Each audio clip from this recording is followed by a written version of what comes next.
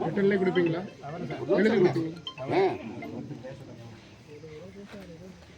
கண்டிப்பாக தெரியுமா சார்? நீங்கள் என்ன சார் எடுத்துகிட்டு வரணுமோ எடுத்துகிட்டு வரக்கூடாது வைக்கணும்.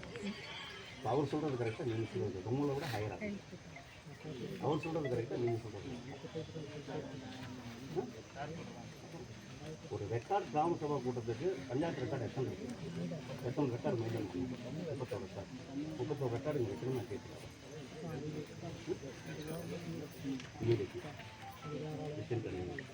இங்கேருந்து பஞ்சாயத்து ஆஃபீஸ் போகிறதுக்கு 5 நிமிஷம், வர்றதுக்கு 5 நிமிஷம், 10 நிமிஷம் கொண்டு போவோம். 31 ரெக்கார்டு இங்கே வைக்கணும். இதெல்லாம் அப்புறம் பேசிக்கலாம். ஏன்னா தமிழ்நாட்டினுடைய முதலமைச்சர் சரியான முறையில் ஆட்சி நடத்தணும்னு சொல்லியிருக்கார். ஊழல் எங்கேயும் இருக்கக்கூடாதுன்னு சொல்லியிருக்கார். ஒவ்வொரு இடத்துலையும் முதலமைச்சர் வர முடியாது. முதலமைச்சரினுடைய பிரதிநிதியாகிய மக்கள் நாங்கள் வந்திருக்கோம். மக்களாக கேட்குற இந்த ஊராட்சியில் நானும் ஒரு மக்கள், நானும் ஒரு பிரதிநிதி. கரெக்டுங்களா? 31 நீங்கள் ஜோனல் ஆஃபீஸர் 31 ரெக்கார்டையும் நீங்கள் வெரிஃபை பண்ணிட்டீங்களா? கொண்டு போய்